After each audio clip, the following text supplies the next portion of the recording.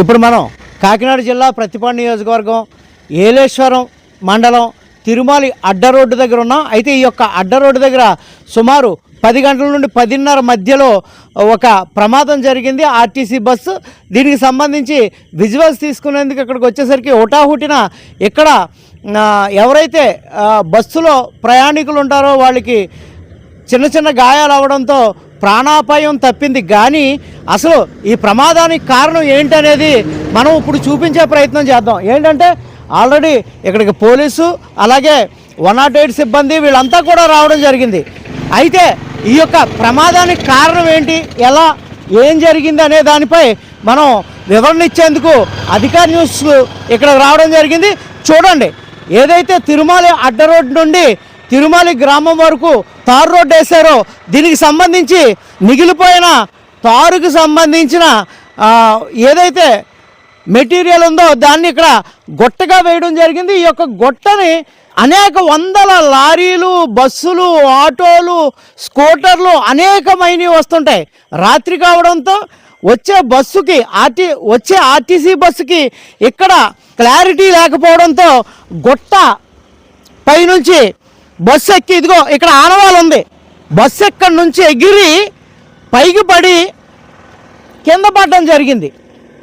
ఎందుకంటే ఇది మనం ఏదైతే ప్రమాద బారిన పడిన ప్రయాణికులు ఉన్నారో వాళ్ళని మనం అడిగి తెలుసుకోవడం జరిగింది. ఏం జరిగిందమ్మా అన్నప్పుడు ఏమ్మా ఏం జరిగింది, మీరు వెలుగు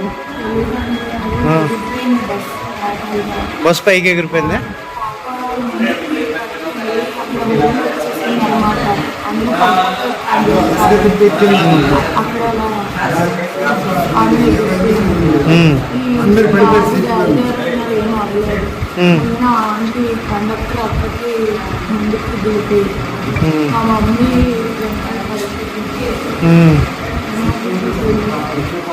పాపకి బాగుందా? పాపకేని బాబు మీరు మీ ఇద్దరు పిల్లలనమ్మా? మీ మమ్మీ లోపల ఉన్నారు ఆవిడ? అదే ఎక్కువ దెబ్బలు తగిలినాయి ఆవిడ. ఓకే అమ్మా. మీకు ఏమైనా అంటే ఏమైనా తెలిసిందా జరిగినప్పుడు?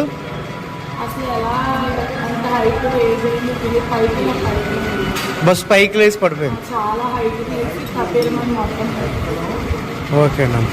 పైకి బస్సు ఎగిరిందండి, ఏం జరిగిందో తెలియదని చెప్పేసి దాంట్లో ఉన్న కండక్టర్ గారు కానీ అలాగే దాంట్లో ప్రయాణిస్తున్న ప్రయాణికులు కానీ తెలపడం జరిగింది. ఇప్పటికీ ప్రాణాపాయం అయితే మాత్రం ఎవరికి జరగలేదు. చిన్నపిల్లలు కూడా ఉన్నారు. దాంట్లో నైట్ టైం కావడం వల్ల కొంతమంది ప్రయాణికులు ఉండడం వల్ల ప్రాణాపాయ స్థితి తగ్గింది. కేవలం ఈ యొక్క R&B రోడ్డు ఎవరైతే నిర్మిస్తున్నారో వాళ్ళు ఇక్కడ గుట్టన వేయడం వల్లే ఈ యొక్క ఆర్టీసీ డ్రైవర్ కనబడకపోవడం వల్ల, ఇది బ్లాక్ మెటల్ కావడం వల్ల ఏదైతే తారుతో కలిపి ఏదైతే తారు రోడ్డుకి వేసే మెటీరియల్ ఇక్కడ ఉందో ఈ మెటీరియల్ వల్ల ఈ ప్రమాదం జరిగింది.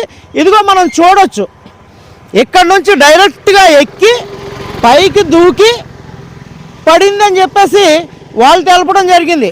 ఏదేమైనప్పటికీ ఇటువంటి ప్రమాదాలకి ఇటువంటివి కూడా కారణం. గతంలో పైపు లైన్ల కోసం రోడ్లు తవ్వినప్పుడు కూడా ఇలాంటి ప్రమాదాలు జరిగినాయి. అధికార న్యూస్లో చూపించడం జరిగింది. ఇప్పుడు ఎవరైతే ఈ తారు రోడ్డు వేసే కాంట్రాక్టర్ ఉన్నాడో అది కనీసం ఇది 24 గంటలు విత్ 7 days 24 hours తిరిగే రోడ్డు అని కూడా చూడకుండా ఇక్కడ వేయడం వల్ల ఈ ప్రమాదం జరిగింది. ఈ ప్రమాదంలో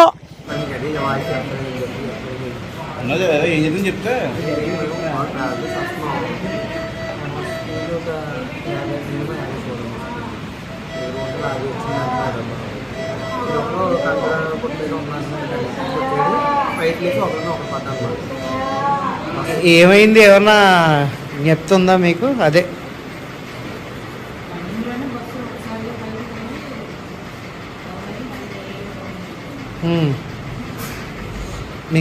మీకు ప్రాబ్లం ఎలా ఉంది మీకు?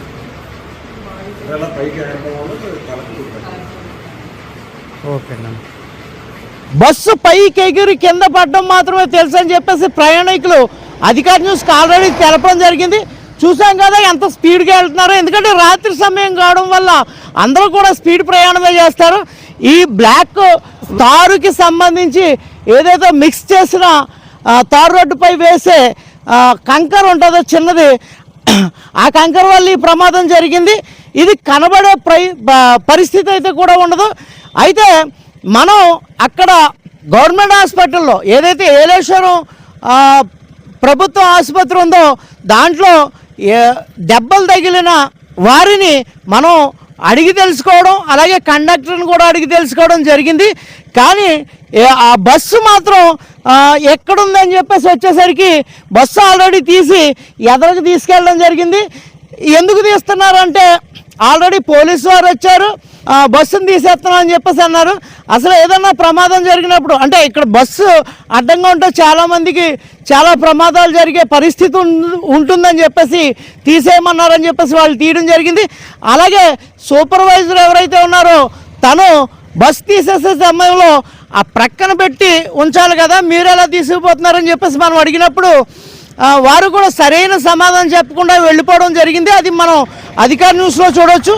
ఏదేమైనప్పటికీ ఇక్కడ ఇటువంటి ప్రమాదాలు జరగడానికి ఎంతోమంది ప్రాణాలకి ఈ యొక్క రథసారథి, బస్సుకు సంబంధించిన రథసారథి అంటే డ్రైవర్, ఆయన కూడా చూసుకోవాల్సిన పరిస్థితి ఉంది. కానీ ఇక్కడ కనబడే పరిస్థితి అయితే మాత్రం అదైతే మామూలుగా ఎవరన్నా వచ్చి కూడా ఈ ప్రమాదం ఎలా జరిగింది ఏంటి అన్నది పక్కన పెడితే ఖచ్చితంగా ఈ యొక్క ఆర్టీసీ బస్సు డ్రైవర్ మీద లేకపోతే కేసులు కడతారా అనేది పక్కన పెడితే ఖచ్చితంగా ఈ యొక్క రోడ్డు కాంట్రాక్టర్ ఎవరైతే ఉన్నారో తిరుమల అడ్డు రోడ్డు నుంచి తిరుమల వరకు రోడ్డు వేసిన కాంట్రాక్టర్ ఎవరైతే ఉన్నారో అతని మీద మాత్రం ఖచ్చితంగా కేసు కట్టాలి. ఎందుకంటే ప్రాణాపాయ స్థితి లేదు, కానీ దెబ్బలతో చిన్న పిల్లల్ని కూడా మనం చూడొచ్చు. ఆల్రెడీ గవర్నమెంట్ హాస్పిటల్లో మనం ఆ విజువల్స్ కూడా తీయడం జరిగింది.